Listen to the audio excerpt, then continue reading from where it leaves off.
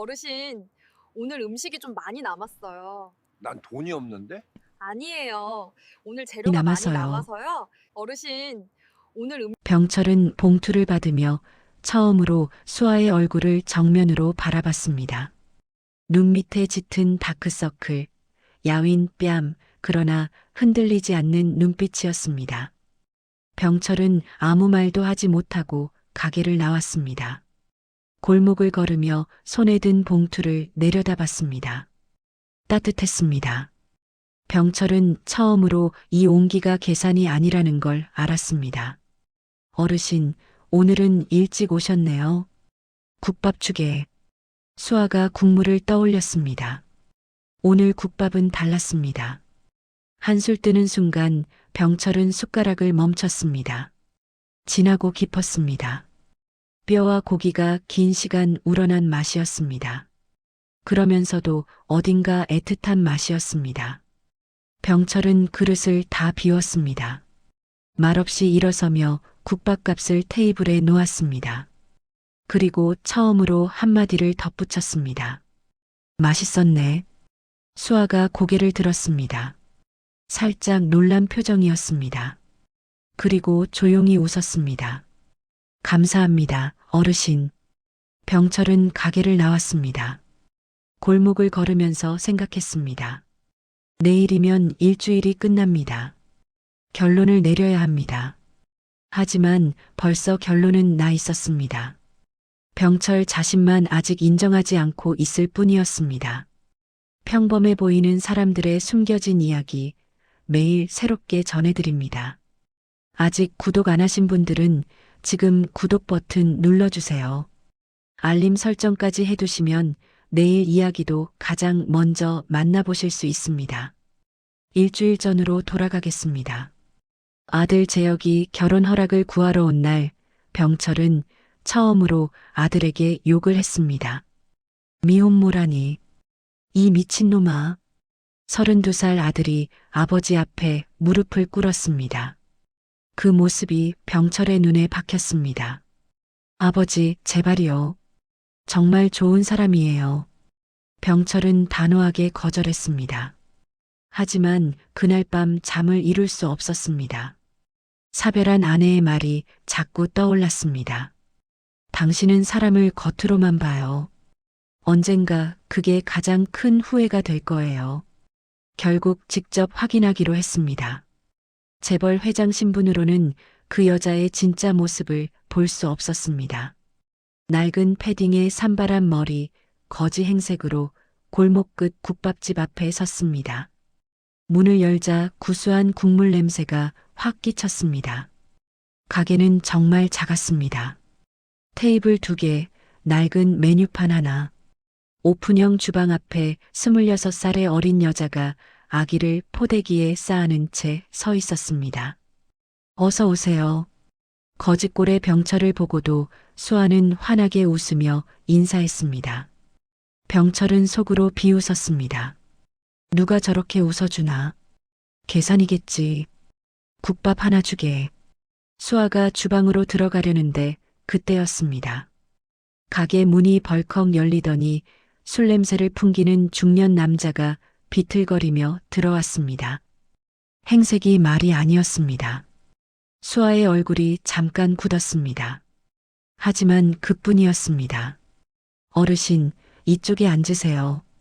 수아는 남자를 구석자리로 조용히 안내했습니다. 국밥 한 그릇을 내어줬습니다.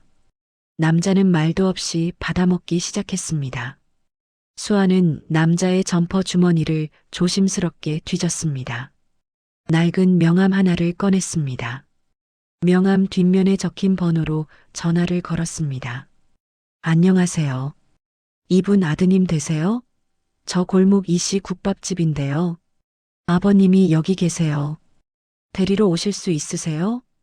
파출소 신고 대신 가족을 찾아 전화를 건 겁니다. 병철은 그 모습을 지켜봤습니다.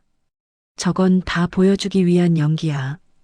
병철은 속으로 냉소를 머금었습니다. 30분쯤 지나 남자의 아들이 달려왔습니다.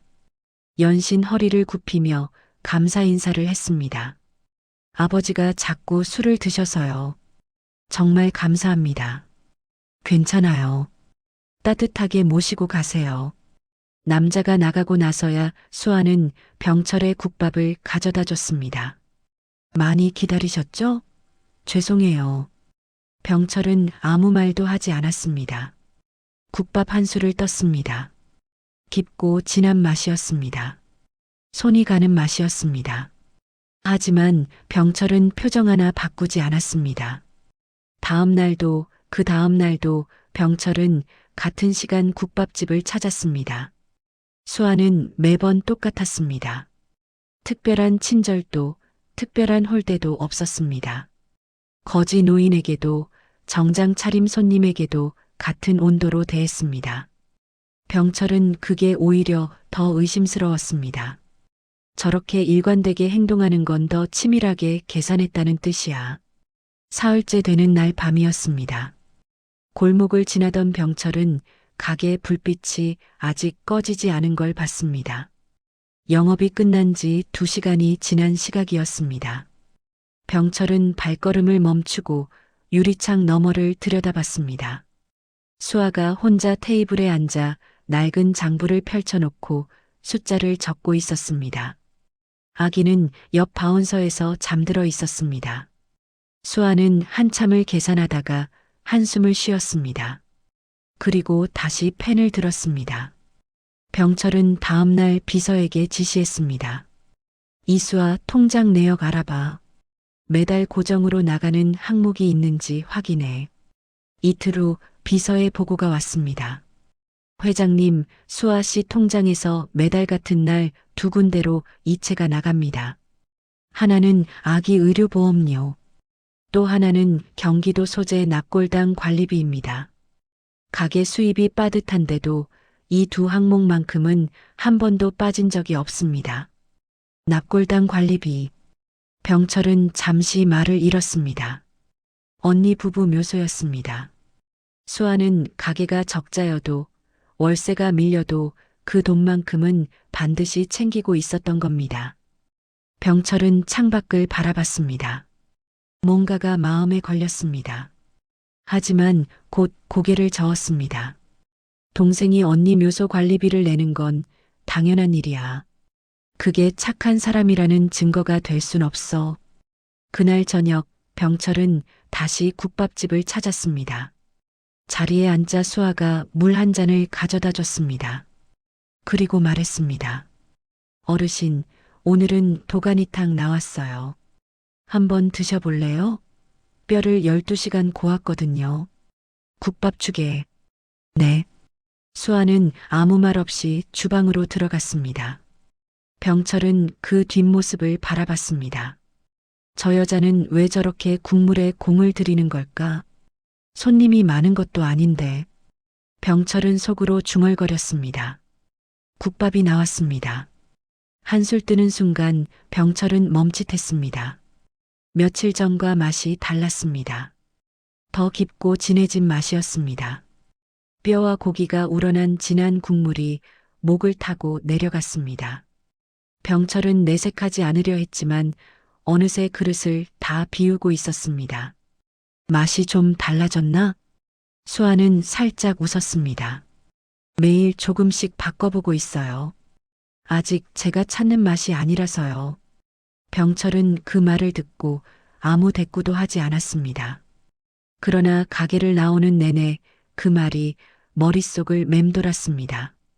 아직 자기가 찾는 맛이 아니라니. 대체 무슨 맛을 찾고 있는 걸까?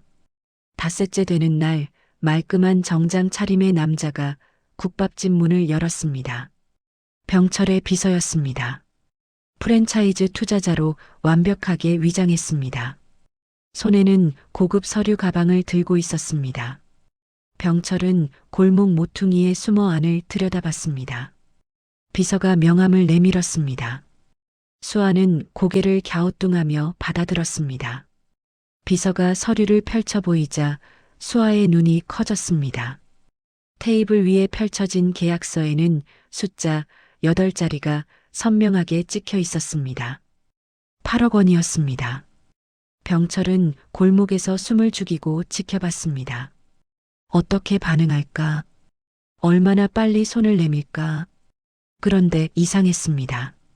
수아는 계약서를 보면서 계속 고개를 저었습니다.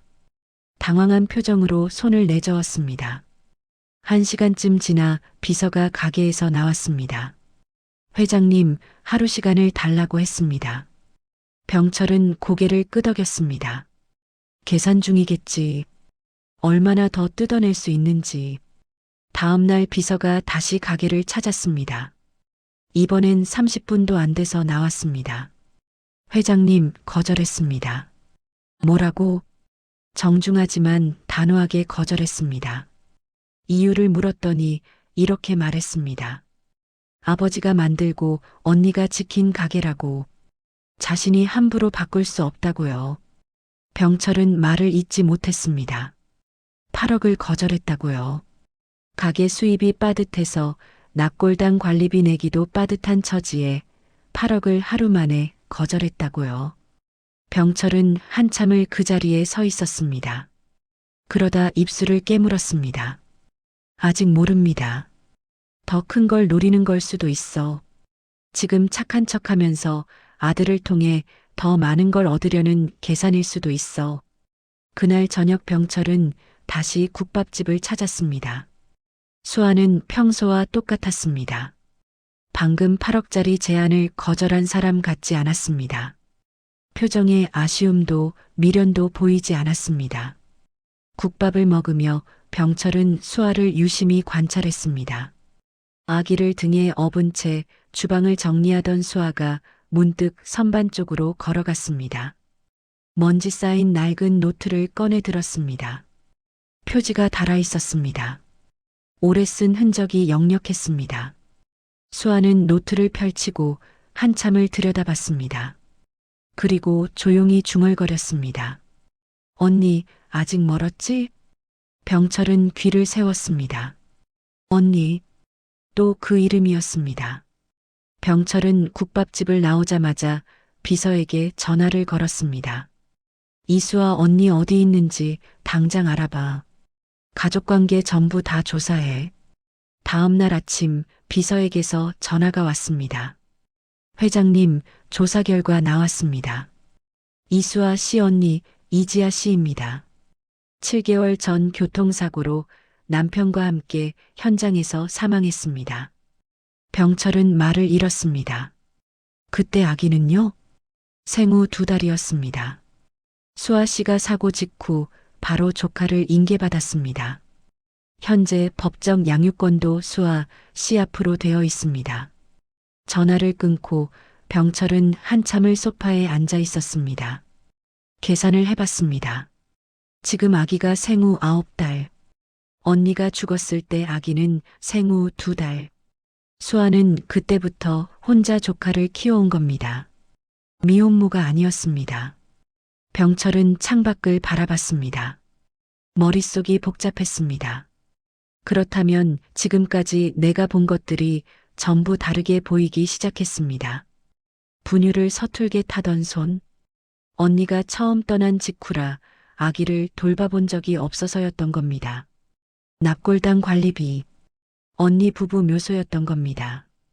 8억을 거절한 이유, 아버지가 만들고 언니가 지킨 가게이기 때문이었던 겁니다. 모든 게 다르게 읽혔습니다. 하지만 바로 그때 비서가 다시 전화를 걸어왔습니다. 회장님, 한 가지가 더 나왔습니다. 사고 2달 전쯤 수아 씨와 한 남자가 단둘이 찍힌 사진이 있습니다. 꽤 가까운 사이로 보입니다. 남자가 누구인지는 아직 확인 중입니다. 병철의 눈이 가늘어졌습니다. 사진을 전송받았습니다. 확실히 수아였습니다. 남자와 나란히 어딘가로 들어가는 모습이 찍혀 있었습니다. 병철은 다시 표정이 굳어졌습니다.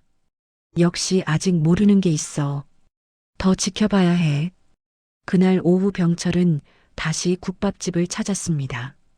수아는 여느 때처럼 아기를 등에 업고 국물을 끓이고 있었습니다. 그러다 선반에서 또 그 낡은 노트를 꺼냈습니다.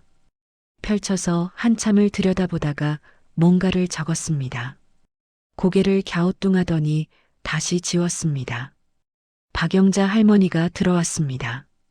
수아는 반색하며 할머니를 주방 쪽으로 안내했습니다. 할머니, 오늘 맛 좀 봐줘요. 할머니가 국물 한 술을 받아 천천히 마셨습니다. 눈을 감고 한참을 있다가 고개를 저었습니다. 아직이야. 뭔가 하나가 빠진 것 같아. 내 언니 국물엔 뭔가 더 있었거든. 수아가 노트를 다시 들여다봤습니다. 언니가 여기까지만 적어놨어요. 그 다음은 없어요. 그러게. 지영이가 끝까지 다 안 적어놨네. 수아는 노트를 덮었습니다. 한동안 말이 없었습니다. 병철은 구석자리에서 그 모습을 바라봤습니다. 저 노트가 언니의 레시피였구나. 수아는 7개월 동안 언니가 남긴 노트 한 권을 붙들고 그 맛을 찾아온 겁니다. 다 적히지 않은 레시피를 완성하려고요. 병철은 국밥 한 술을 더 떴습니다. 진하고 깊은 맛이었습니다.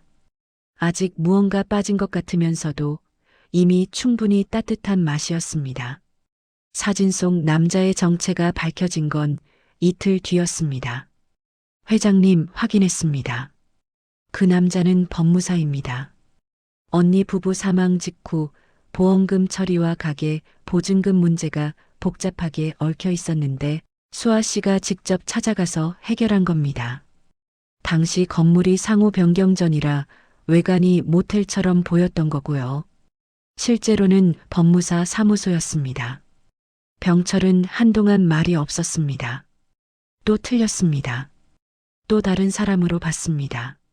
수아는 언니 부부가 갑자기 세상을 떠난 직후 장례를 치르면서 동시에 얽힌 채무와 보증금 문제까지 혼자 정리했던 겁니다. 26살이었습니다. 그날 오후 병철은 비서에게서 마지막 보고를 받았습니다.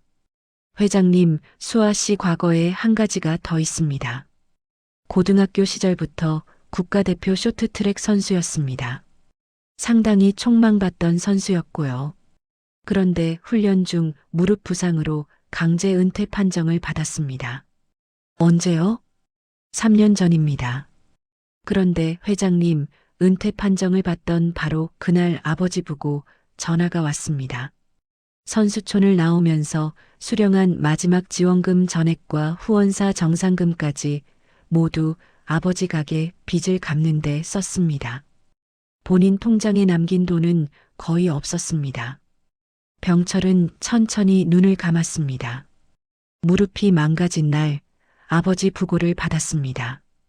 선수 생활하며 모은 돈 전부를 아버지 빚 갚는 데 썼습니다. 그리고 3년 뒤 이번엔 언니 부부를 잃었습니다. 생후 2달 된 조카를 떠안았습니다. 8억 제안을 거절했습니다. 매달 납골당 관리비를 챙겼습니다. 7개월째 언니의 레시피를 찾고 있었습니다.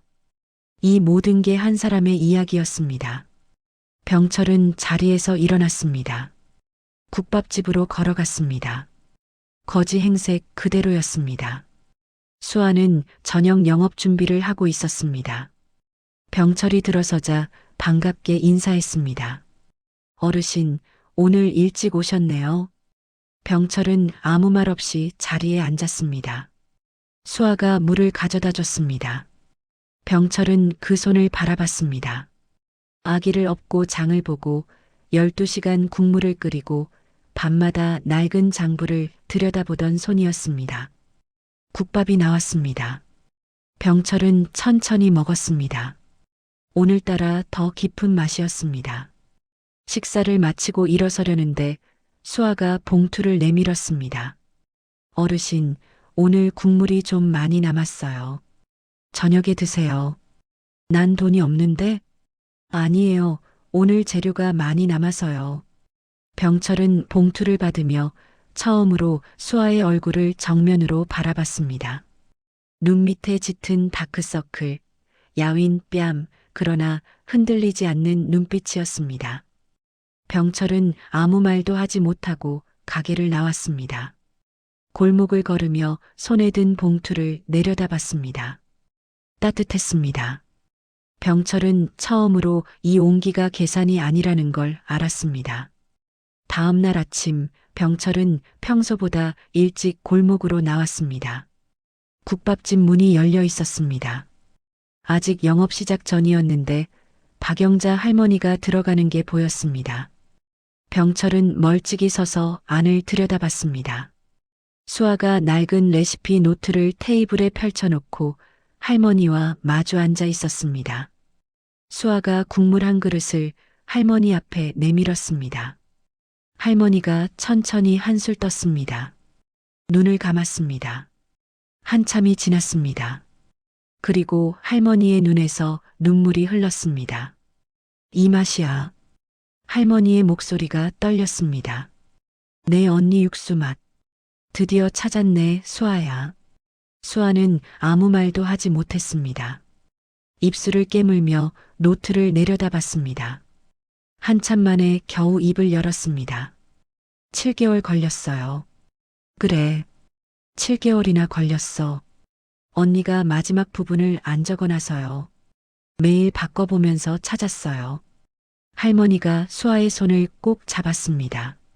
수아의 어깨가 가늘게 떨렸습니다. 지영이가 알면 얼마나 좋아하겠니? 그 말에 수아가 결국 울음을 터뜨렸습니다. 소리 없이 고개를 숙인 채 눈물만 흘렸습니다. 아기는 바운서에서 곤히 잠들어 있었습니다. 병철은 골목 어귀에서 그 장면을 바라봤습니다. 발이 떨어지지 않았습니다. 7개월. 조카를 키우면서 가게를 혼자 꾸려가면서 빠듯한 살림의 낙골당 관리비를 챙기면서 그 와중에 매일 국물을 끓이며 언니의 맛을 찾아온 겁니다. 병철은 주먹을 꽉 쥐었습니다. 가슴 한쪽이 무거워졌습니다. 한참 뒤 할머니가 가게를 나왔습니다. 병철과 눈이 마주쳤습니다. 할머니는 잠시 병철을 바라보더니 조용히 말했습니다. 자주 오시더라고요, 어르신. 그냥 국밥이 맛있어서요. 할머니는 더 묻지 않았습니다. 그냥 웃고 자기 가게로 들어갔습니다. 병철은 국밥집 문을 열었습니다. 수아는 이미 눈물을 닦고 주방 앞에 서 있었습니다. 아무렇지 않은 척 웃었습니다. 어르신, 오늘은 일찍 오셨네요. 국밥죽에. 수아가 국물을 떠올렸습니다. 오늘 국밥은 달랐습니다. 한술 뜨는 순간 병철은 숟가락을 멈췄습니다. 진하고 깊었습니다.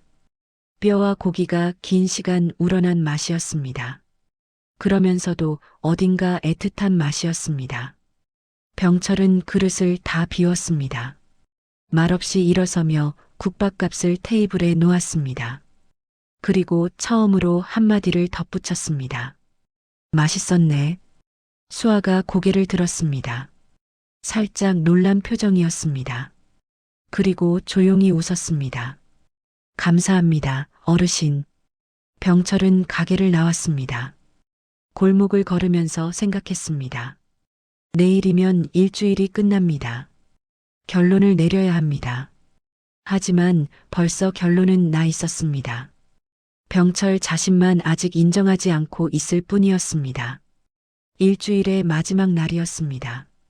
병철은 평소처럼 거지 행색으로 골목에 나왔습니다. 그런데 국밥집 앞에 낯선 사람이 서 있었습니다. 중년 여자였습니다. 며칠 전에도 본 얼굴이었습니다. 건물주였습니다. 병철은 골목 어귀에서 걸음을 멈췄습니다. 건물주가 가게 안으로 들어갔습니다. 목소리가 밖까지 들렸습니다.